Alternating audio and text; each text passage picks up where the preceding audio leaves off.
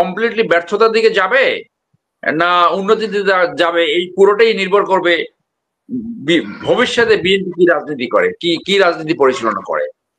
আমরা সেইখানে আশা করব বিএনপির সামনে একটা সুযোগ আসছে ভালো মানুষকে সামনে আনা, দলের ভিতরে যারা খারাপ চরিত্রের, যারা দলের দুর্নাম মানে তাদেরকে দূরে সরিয়ে দেওয়া, জিয়াউর রহমানের মতো একটা কোয়ালিটি পলিটিক্সকে এই সুযোগটা আসছে বাংলাদেশ বিনির্মাণে, বাংলাদেশ পুনর্নির্মাণে, এই সুযোগটা নষ্ট হলে বাংলাদেশ ভয়াবহ বিপদে পড়তে পারে এবং দেশ বিপদে পড়া মানে জনগণ আবার নাস্তা স্যাক্রিফাইস হলো, এত ছাত্র জনতা মারা গেল, এত লোকের চক্ষু হারালো, এত লোক ইনজুর্ড হলো, এই পুরোটাই বোধহয় ব্যর্থ হতে যাচ্ছে যদি না বিএনপি সেই স্পিড ধারণ করে, যদি না বিএনপি সুশাসন, ন্যায় বিচার, ন্যায্যতা রক্ষা করে। যে যতটুকু আমি শুনেছি এবং এখানে আলোচনার মাধ্যমে যতটুকু শুনলাম, this is a criminal offence. আপনি কারো বাড়িতে ঢুকতে পারেন না এবং ক্রিমিনাল অফেন্স একটা অনধিকার প্রবেশ, চাঁদাবাজি, অ্যাকচুয়ালি ডাকাতি। ফোর্সফুলি যখন ঢুকে কোনো সম্পত্তি আরোহণ করা হয় এটা ডাকাতি, এটা চুরি বা চাঁদাবাজি থাকে না। এবং সেখানে যার যার নামে আসবে সবাইকে তদন্তের আওতায় আনতে হবে, সবাইকে। লয়ের একটা কথা হলো, তুমি যত উপরেই যাও না কেন, ল ইজ অ্যাবভ ইউ, আইন তোমার উপরে। তো এখানে উপদেষ্টা নাম আসুক বা যার নাম আসুক, শুধু প্রেসিডেন্টকে এক ধরনের ইমিউনিটি দেওয়া হয়েছে while he in the office. শুধু যখন অফিসে থাকবে তখন তার কার্যকালে তার বিরুদ্ধে কোনো ক্রিমিনাল প্রসিডিংস আনা যাবে না। তবে সে যদি ক্রিমিনাল অফেন্স করে থাকে, যেটা হামিদ করেছে, হামিদের বিরুদ্ধে এখন ক্রিমিনাল অফেন্স আনা যাবে। তার ওই সিটিং প্রেসিডেন্ট থাকাকালীন তাকে, তার বিরুদ্ধে ক্রিমিনাল প্রসিডিংস ড্র করা যাবে না, কারণ কিন্তু ওই সময়ের ভিতরে যদি সে কোনো ক্রিমিনাল অফেন্স করে তারপরে তাকে ক্রিমিনাল প্রসিডিংস মানে তদন্ত সহ অন্য সমস্ত প্রসিডিংসে আনা যাবে। বাংলাদেশে কোনো আইন নাই যে উপদেষ্টা অথবা মন্ত্রী তাদের বিরুদ্ধে ক্রিমিনাল ইনভেস্টিগেশন হতে পারে না, বরং আরো বেশি করে হওয়া প্রয়োজন। So this point is clear. এখন আপনি আসেন যে নীলা মার্কেট এবং ওয়েস্টিন, আমি এটা শুনে না আমার একটু খটকা লাগলো যে একটা উপদেষ্টা, হ্যাঁ রাতে কাজ করার প্রয়োজন হতে পারে, উপদেষ্টা মানে মন্ত্রী পদমর্যাদা, তার তো একটা নিরাপত্তা টিম থাকে, তো তার বাসায় তো একজন কুক থাকার কথা। তো এই কুক কি ছুটিতে গেছে না মিছিল মিটিং করতেছে, না মানে পার্মানেন্ট ছুটি দিয়ে দিয়েছে, সেই তার স্টাফ কোথায়? আর তিনি মোটরসাইকেলে একটা রেসপন্সিবল জায়গায় আছে, যেতে পারে ইয়াং ছেলে, অনেক কিছু বুঝে না, অনেক কিছু না বোঝার ভান করে, তো ওখানে না পাইলে ওখান থেকে ওয়েস্টিন মানে ঘটনাস্থলে আশেপাশে কভার করার জন্য। So this explanation is not that convincing, এতটা কনভিন্সিং আমার কাছে মনে হচ্ছে না। সো এইটাই তদন্তের ব্যাপার। দুর্ভাগ্য হলো বাংলাদেশে যারা তদন্ত করে, এই তদন্তকারী সংস্থা ভীষণ উইক, তারা শুধু সাধারণ মানুষ, দুর্বল মানুষ, এই তাদের তদন্তটা একটু ভালোভাবে করতে পারে। তাও কোনো কোনো সংস্থা আছে দুই দিক থেকে টাকা খায়, যদি দেখে এই কোনো পলিটিক্সে জড়িত না অথবা উইক অথবা তার পক্ষে বড় কেউ ফোন দেবে না, তখন মোটামুটি দুই পক্ষ থেকেই টাকা খায়। যেদিক থেকে বেশি টাকা নেয় সেখানে একটু কায়দা করে তার পক্ষে লাগে, আবার যেখানে কম টাকা নেয় তাকেও বলে না তোমার তো আরো শক্ত রিপোর্ট হইতো, আমি অনেক কমাই দিচ্ছি। এর ব্যতিক্রম আছে, কিন্তু এইটি তদন্তকারী সংস্থা মূলত পুলিশ এবং পুলিশের বিভিন্ন ডিপার্টমেন্টস, এরা এইভাবেই তদন্ত করে। যারা বাংলাদেশে যারা ক্ষমতায় থাকে তাদের বিরুদ্ধে তারা কখনোই তদন্ত করে না, তদন্ত করলেও একটা আয়ুবাস হয়। যারা ক্ষমতায় যাওয়ার উপক্রম হয় তাদের বিরুদ্ধে তদন্ত করে না, ক্ষমতাসীনদের বিরুদ্ধে তো তদন্ত করেই না। মানে এইটা একটা দুর্বল পুলিশি ব্যবস্থা, দুর্বল আইনি ব্যবস্থা, দুর্বল বিচার ব্যবস্থা, সেটির বহিঃপ্রকাশ।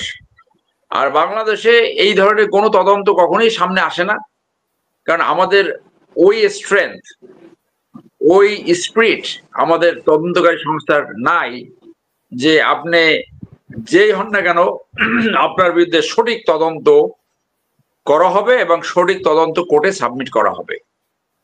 ওইটা উন্নত দেশে হয়। প্রিন্স চার্লস রং পার্কিং করছে, পুলিশ এসে তাকে জরিমানা করে দিয়েছে এবং প্রিন্স চার্লস এসে পুলিশকে বললো thank you very much, you have done your duty. এই দেশে এটা হবে না। এটা একটা অ্যাবসলিউটলি একটা ডিসফাংশনাল স্টেট, কমপ্লিট একটা অকার্যকর রাষ্ট্র, আনফিট, মানে গভর্নমেন্টস এর জন্য অযোগ্য হয়ে গেছে। যেরকম স্ট্যাটাস গুলো দেয়, এই যে ওয়েস্টিনে যাওয়ার ব্যাপারটাও তো একটা হালকা স্ট্যাটাস হয়ে গেল, যে ও গেল, এরকম স্ট্যাটাস তো প্রায় ওরা দেয়। আপনি ওখানে হাঁসের মাংস খেতে পারলেন না, আশেপাশে তো আরো এরকম ইটালিয়ান শপ থাকে, রাস্তার পাশে দোকানগুলোকে অনেকে ইটালিয়ান শপ বলে, তো আরো তো ইটালিয়ান শপ আছে। আপনার ওখান থেকে আবার ওয়েস্টিন, কোথায় নিনা মার্কেট, আর আপনার যেতে হবে ওয়েস্টিনে, ওয়েস্টিনে আপনি যেতেই পারেন। সো এইটা maybe this is a cover of story, cover করার মতো চেষ্টা করছে।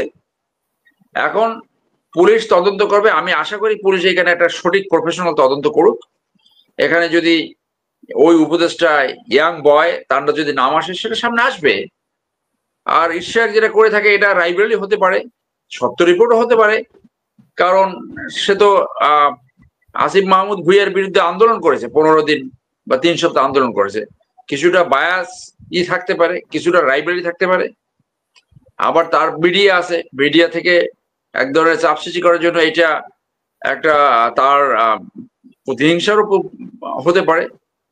তো এটা সত্যটা বের হওয়া উচিত। আমাদের দেশে দুর্বৃত্তদের বিরুদ্ধে, অন্যায়কারীর বিরুদ্ধে যতদিন পর্যন্ত সঠিক তদন্ত না হবে ততদিন এই দেশ দুর্নীতি মুক্ত, দুর্বৃত্তায়ন মুক্ত কখনই হবে না। এটা খুব খারাপ অবস্থা দেশের। আপনি যেখানে আছেন, যে দেশে আমি লেখাপড়া করেছি, এটা সভ্য দেশ। হ্যাঁ, ওই সভ্য দেশ তো আপনারা বাংলাদেশে আসেন, বাংলাদেশে ডিসফাংশনাল। এইটা ওই West Europe, Canada, America, Japan অথবা সিঙ্গাপুর যাওয়ার দরকার নেই, এখানে বেশি দূরে না মালয়েশিয়া, ওইখানে গেলেই বুঝবেন যে this is a dysfunctional state. এখন এই স্টেট এখান থেকে কমপ্লিটলি ব্যর্থতার দিকে যাবে না উন্নতির দিকে যাবে, এই পুরোটাই নির্ভর করবে ভবিষ্যতে বিএনপি কি রাজনীতি করে, কি রাজনীতি পরিচালনা করে। আমরা সেইখানে আশা করব বিএনপির সামনে একটা সুযোগ আসছে ভালো মানুষকে সামনে আনা, দলের ভিতরে যারা খারাপ চরিত্রের, যারা দলের দুর্নাম মানে তাদেরকে দূরে সরিয়ে দেওয়া, জিয়াউর রহমানের মতো একটা কোয়ালিটি পলিটিক্স কে ফেরত আনা, জিয়াউর রহমানের মতো একটা এন্টি ইন্ডিয়ান পলিসি দলের ভিতরে ফেরত আনা, যাতে মানুষের না বলে যে অমুক অমুক, মানে ইসের সাথে নামের সাথে র কথাটা লাগাই দেয়, এইটা যাতে না বলে, এইটা আমি মনে করি বিএনপির নীতি নির্ধারকদের বিবেচনায় নিতে হবে। এবং এই যে সর্বশেষ জরিপটা হলো, যেখানে প্রায় 50% মানুষ বলেছে তারা কাকে ভোট দিবে, সেটাই সিদ্ধান্ত নেয়নি, এটাও একটা মেসেজ। এবং এই যে সুযোগটা আসছে বাংলাদেশ বিনির্মাণে, বাংলাদেশ পুনর্নির্মাণে, এই সুযোগটা নষ্ট হলে বাংলাদেশ ভয়াবহ বিপদে পড়তে পারে এবং দেশ বিপদে পড়া মানে জনগণ আবার নাস্তানাবুদ হবে, আবার সেই একটা মানে অসহায় অসহনীয় যে সিচুয়েশন হবে, সেই সিচুয়েশনের ভিতরে যাতে না পড়ে সেইখানে আমাদের সবার সতর্ক থাকতে হবে। যে সমস্ত ছাত্রদের এখানে অ্যাডভাইজার বানানো হয়েছে এদের কোনো অভিজ্ঞতা নাই, অভিজ্ঞতা না থাকার কারণে তাদের দাম্ভিকতা সৃষ্টি হয়েছে। আসলে শেখ হাসিনার পতনের সময় অত্যন্ত ঘনীভূত হয়ে গেছিল, পতনের জন্য যে কোনো একটা ক্লিকিং সিচুয়েশন দরকার ছিল। শেখ হাসিনার কোনো পপুলারিটি ছিল না, ফেসিজমের পতন হয় এইটাই সত্য, ফেরাউন থেকে বাশার আসাদের ক্ষেত্রে এটা সত্য, এটা সময়ের ব্যাপার ছিল। সেই ক্ষেত্রে ছাত্রদের আন্দোলনটা এখানে ক্লিকিং পয়েন্ট হিসেবে কাজ করেছে, ছাত্ররা সামনে থেকে নেতৃত্ব দিয়েছে, একটা ভ্যানগার্ড হিসেবে কাজ করেছে, কিন্তু রাষ্ট্র পরিচালনার জন্য তাদের সেই অভিজ্ঞতা নাই, তারা কোনো প্রক্রিয়ার ভিতরে যায় নাই, কোনো প্রশিক্ষণ করে নাই। আপনি দেখেন যে সমস্ত নেতৃত্ব পৃথিবীতে দুইটা ব্যাকগ্রাউন্ড থেকে যারা আসছে তারা রাষ্ট্র পরিচালনা অনেক ভালো করেছে। আমার লেমেন স্টাডি থেকে আমি বলছি, একটা হলো ল ব্যাকগ্রাউন্ড থেকে, আর একটা হলো সেনাবাহিনীর ব্যাকগ্রাউন্ড থেকে। আমেরিকান ইতিহাসে 44 জন প্রেসিডেন্টের ভিতরে 34 জন প্রেসিডেন্ট হলো মিলিটারি ব্যাকগ্রাউন্ডের। এই মিলিটারি ব্যাকগ্রাউন্ডে যে রাষ্ট্র এবং ক্রাইসিস কিভাবে হ্যান্ডেল করতে হয় এবং রাষ্ট্র কিভাবে পরিচালনা করতে হয় ওইটা ট্রেনিং এর অংশ হিসেবে, রাষ্ট্র পরিচালনার অংশ হিসেবে জানে। আরেকটা হলো লয়াররা জুডিশিয়াস মাইন্ডেড হয়, তারা জানে প্রসেস। এর বাইরে অনেকে ভালো করেছে, যেমন মাহাথির মোহাম্মদ। সো ভালো নেতৃত্ব দিতে গেলে সবচেয়ে বড় দরকার হয়েছে সততা, দেশপ্রেম, understanding the situation, handling the crisis and rise to the occasion. এই ছাত্র সহ যাদেরকে এনেছে এর একজনও এরা কারোই রাষ্ট্র পরিচালনার কারো কোনো অভিজ্ঞতা নাই। নোবেল লরিয়েট যারা কোথাও কোথাও সরকার প্রধান হয়েছে তারা কখনো সফল হয়নি, এবং এই অন্য যাদের এনেছে তারা দুই একটা কথা সুন্দর করে বললেও তারা এই প্রয়োজনে যেটা করার দরকার, যে যে যে যে শক্তভাবে হ্যান্ডলিং, যে লিমিটেড স্টেট রুলিং দরকার ছিল, এইগুলো তারা কিছুই নেই। তারা অনেকে এখন ভয় পেয়েছে। তারা একদিকে ছাত্রদের যে দলটা, এই যে এনসিপি, সকল ছাত্র এখানে অন্তর্ভুক্ত নয়, তাদেরকে প্রমোট করার চেষ্টা করে। এই রেজওয়ানা বলেই ফেলছেন যে এটা তো সরকারের দল।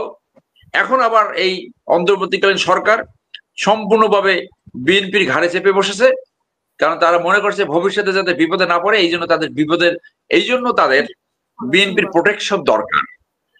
এই পরিপ্রেক্ষিতে যে দেশ পুনর্গঠনের যে সুযোগটা আসছিল, এত বড় স্যাক্রিফাইস হলো, এত ছাত্র জনতা মারা গেল, এত লোকের চক্ষু হারালো, এত লোক ইনজুর্ড হলো, এই পুরোটাই বোধহয় ব্যর্থ হতে যাচ্ছে যদি না বিএনপি সেই স্পিড ধারণ করে, যদি না বিএনপি সুশাসন, ন্যায় বিচার, ন্যায্যতা রক্ষা না করে। ধন্যবাদ।